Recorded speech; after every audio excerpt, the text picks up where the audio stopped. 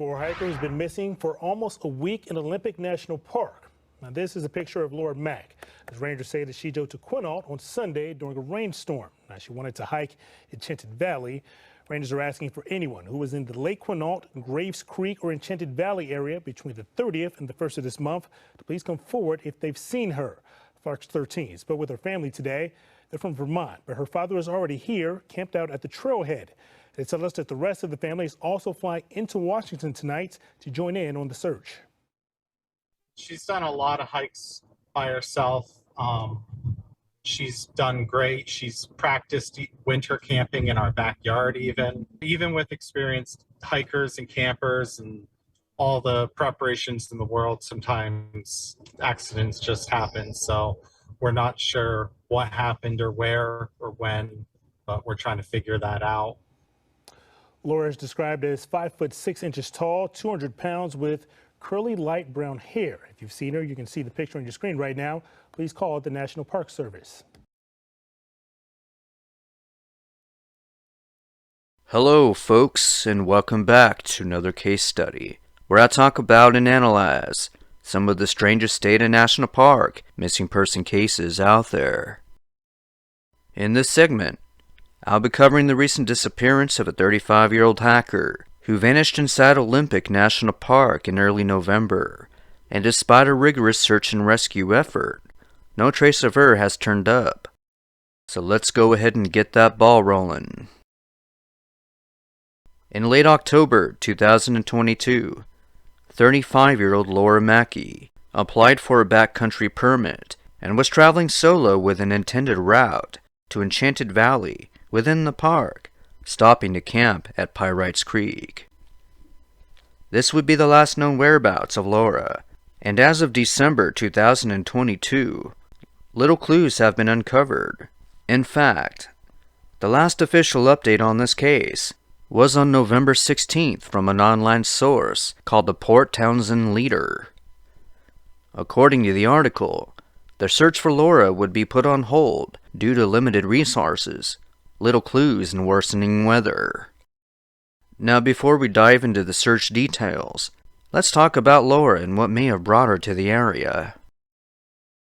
I was unable to find much information about Laura in general, but from what I gathered during my online search, the 5'6" avid hiker had applied for the permit for the days of October 30th and the 31st. Now, during this time, Laura was in close contact with friends and family and indicated that she may remain in the area through November 1st. So when November 2nd rolled around and she hadn't reached out to him, the family became concerned and reported her missing. This would kick off an extensive search and rescue effort that would last for weeks to come, and involving hundreds of professional search and rescue personnel. Now let's take a look at the area where she was last heard from, just to give you an idea of what Laura and search and rescue were up against.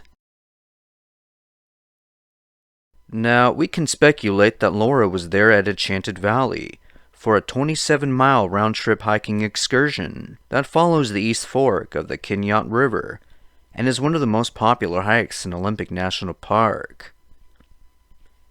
The Enchanted Valley Trail is described as follows. According to coastwayfarers.com, quote, lush fern-filled rainforests give way to a fertile green valley with a river running through it, surrounded by tall, rocky peaks with waterfalls running from their tops to the valley floors hundreds of feet below. If you're looking to get deep into the backcountry of the park, but just aren't up for the mountainous passes with several thousand feet in elevation gain, well then the Enchanted Valley Trail might be right up your alley. Dubbed the Valley of 10,000 Waterfalls by locals, Enchanted Valley is a paradise of meadows, rainforests, and towering cliffs shrouded in mist and draped in waterfalls. Depending on the endurance of the hiker or group of hikers, you can camp at O'Neill Creek or push on to Pyrites Creek Campground. You can also expect to see herds of elk, fox, and black bear. So as you can see, Laura was most certainly looking forward to the experience, as I would be. So what in the hell happened to her? Now, even though it was late in the season, there were other hikers on the trail during the time she went missing. Were any of these folks in contact with her during this time? We'll get into more of this later. According to alltrails.com, Enchanted Valley via East Fork Kinyat River Trail is a 27-mile out-and-back trail with an elevation gain of 3,244 feet. And the majority of the reviews for the trail are actually fairly good. That is if you stay on the trail. Now, it doesn't take a genius to figure out that if you leave the comfort and convenience of the trail, well, you're pretty much in rugged wilderness territory. Now, could we have ourselves another Geraldine Largey situation? Could Laura have left the trail to relieve herself, only to get turned around, disoriented, and ultimately lost? Well, before we address what may have happened to the woman, let's switch gears and talk about the extensive search involved in the days and weeks following her disappearance. At the time of Laura's disappearance, weather reports showed a mix of sun and rain, with daytime temperatures ranging between low 50s to low 60s throughout the day, and around freezing temperatures at night. Now, anyone who wasn't prepared for the mountain climate would have most certainly suffered. But did Laura stay at her campsite during the worst of it? The search kicked off on November 2nd, involving several agencies, including personnel from the Mount Rainier National Park area, Olympic Mountain Rescue, dog teams, and Jefferson County Search and Rescue. After nearly a week of combing through the Enchanted Valley Trail and Pyrites Creek Campground without any success, the search effort turned up the heat. By week 2, many search and rescue groups began to arrive and assist with the effort, including dozens of new search and rescue outfits, canines, rangers, and wildlife trackers. The teams called in the U.S. Coast Guard to assist ground searches with aerial support that included drones, boats, and helicopters with FLIR technology. In fact, the search grew to include several hundred professional searchers. However, their efforts yielded little to no clues pointing to the whereabouts of Laura, and by November 10th, the search would be moved into quote-unquote a limited and continuous operation. I was unable to find much of anything about the search details, but those who were in the area between October 30th and November 1st were interviewed with no further clues. How can a simple hiking excursion turn out to be one of the largest search and rescue efforts in the park's history? Well, as we've seen from other cases, Laura is not the first hiker to vanish into thin air within the park, and unfortunately probably won't be the last. With that said, Olympic National Park is approximately 1,442 square miles, or 923,000 acres in size, and is considered one of the largest national parks out there. So you can imagine what searchers had to go through when they decided to expand their search zone outside of the Enchanted Valley area.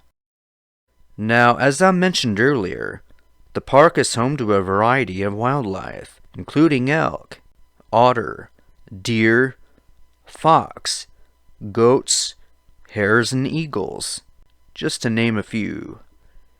But then there's a number of wildlife that demands respect and caution, including coyote, wolves, mountain lions, and bear.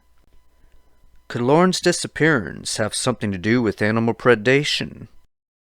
Well, there didn't appear to be any evidence of this discovery during the search effort, but as we've seen in the past, that doesn't mean that she wasn't a victim to it.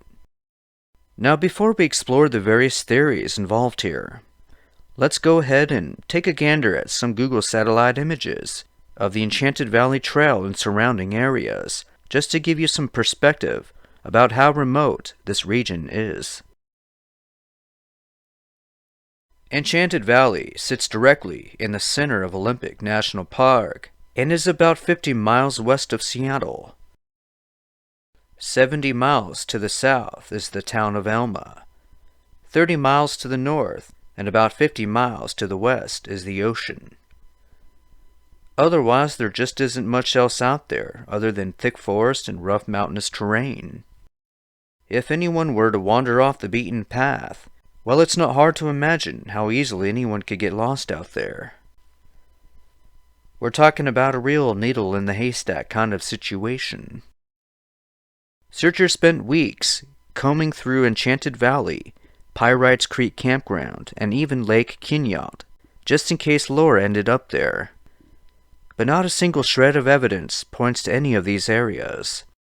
In fact, there was no evidence that she was ever in the park at all.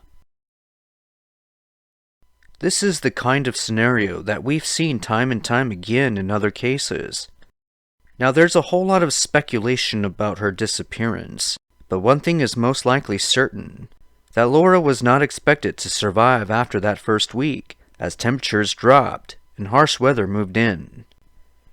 This may have wiped out any trace of her whereabouts from the map. How about foul play? Well, just like animal predation, there just isn't any evidence pointing to this scenario. But there's always that possibility. Anyone that was in the area during the time of her disappearance was questioned, interviewed, and cleared. As far as we know, there was no person of interest, and no red flags. Now, could Laura have wanted to disappear? Was she struggling with some stressful or personal issue that we just don't know about? Well, that's always a possibility as well.